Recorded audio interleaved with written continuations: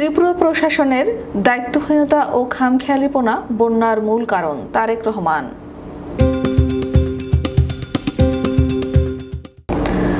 বন্যার মূল কারণ প্রতিবেশী দেশ ভারতের দায়িত্বহীনতা ও খামখেয়ালিপনা বলে মন্তব্য করে বিএনপির ভারপ্রাপ্ত চেয়ারম্যান তারেক রহমান বলেছেন, বাংলাদেশের এই বন্যা দেশের অভ্যন্তরে উদ্ভূত কোনো কারণে নয়। বন্যা কবলিত অঞ্চলে ভারী বৃষ্টিপাত হলেও সেটি পূর্বাঞ্চলের বন্যার মূল কারণ নয়, বরং এবারের বন্যার মূল কারণ উজানের দেশ প্রতিবেশী ভারতের ত্রিপুরা রাজ্য প্রশাসনের দায়িত্বহীনতা ও খামখেয়ালিপনা। হঠাৎ করে বাঁধ খুলে বাংলাদেশের বিস্তীর্ণ এলাকা ডুবিয়ে দিলেও একটিবারের জন্য বাংলাদেশকে আগাম কোনো সতর্কতা দেয়নি তারা। ফলে বিস্তীর্ণ এলাকা ভাসিয়ে নিলেও বন্যা মোকাবিলায় বাংলাদেশ সামান্যটুকু প্রস্তুতি নেওয়ার সুযোগ পর্যন্ত পায়নি। তিনি দেশের বন্যা দুর্গত মানুষদের সহায়তায় রাজনৈতিক বা ধর্মীয় পরিচয় না দেখতে তার দলের নেতাকর্মীদের প্রতি আহ্বান জানিয়েছেন।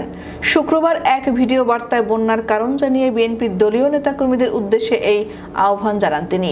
নেতাকর্মীদের উদ্দেশ্যে তারেক রহমান বলেন, আপনারা সমন্বিতভাবে বন্যা কবলিত এলাকার মানুষের পাশে দাঁড়ান, তাদের প্রতি সহায়তার হাত বাড়িয়ে দিন। বন্যা কবলিত অঞ্চলের মানুষের জন্য খাদ্য, বস্ত্র, চিকিৎসা ও ওষুধের সহায়তা দিন এবং ব্যবস্থা নিন। আপনাদের সতর্ক থাকার আহ্বান জানাবো যে দেশ ছেড়ে পালিয়ে যাওয়া স্বৈরাচার দেশে মানুষে মানুষে হিংসা বিরোধী বিভেদ তৈরি করেছিল। কিন্তু আপনাদের প্রতি একান্ত অনুরোধ, মানবিক সহায়তার ক্ষেত্রে আপনারা দয়া করে কারো রাজনৈতিক ও ধর্মীয় পরিচয়কে প্রাধান্য দেবেন না। একই সঙ্গে আপনারা ব্যক্তিগত ও দলীয় উদ্যোগের পাশাপাশি বন্যার্তদের সহায়তার জন্য সরকার ও প্রশাসন আপনাদের কাছে কোনো সহযোগিতা চাইলে দয়া করে সাধ্যমতো সহায়তার হাত বাড়িয়ে দিন। দেশবাসীর উদ্দেশ্যে তারেক রহমান বলেন, দল মত নির্বিশেষে আমরা যদি ঐক্যবদ্ধভাবে বন্যা কবলিত মানুষের পাশে দাঁড়াই, যার যার সাধ্যমতো বিপদগ্রস্ত মানুষের সহায়তায় এগিয়ে আসি, আল্লাহর রহমতে আমরা এই পরিস্থিতি মোকাবেলায় সক্ষম হব ইনশাআল্লাহ। তারেক রহমান বলেন, হঠাৎ করে আকস্মিক বন্যায় দেশের উত্তর পূর্ব এবং দক্ষিণ পূর্বাঞ্চলের লাখ লাখ মানুষ পানিবন্দী হয়ে পড়েছে। পূর্বাঞ্চলে জেলার পর জেলা প্লাবিত হওয়ায় মানবতার জীবনযাপন করতে বাধ্য হচ্ছেন লাখ লাখ মানুষ। জীবন ও জানমালের ক্ষয়ক্ষতি হয়েছে। এরই মধ্যে জীবন গেছে কয়েকজন মানুষের। ভয়াবহ বন্যায় বিপর্যস্ত হয়ে পড়েছে জনজীবন।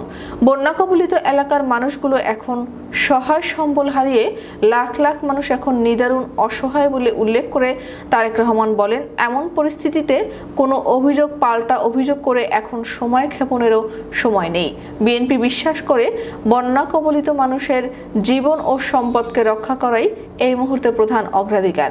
দেশের বন্যা পরিস্থিতিতে আমি সারা দেশে বিশেষ করে যেসব এলাকা এখনো আক্রান্ত হয়নি সেসব এলাকার বিএনপি ও এর অঙ্গ এবং সহযোগী সংগঠনের নেতাকর্মীদের প্রতি আহ্বান জানিয়ে তারেক রহমান বলেন, আপনারা সমন্বিতভাবে বন্যা কবলিত মানুষের পাশে দাঁড়ান, সহায়তার হাত বাড়িয়ে দিন, তাদের নিরাপত্তায় পাশে দাঁড়ান।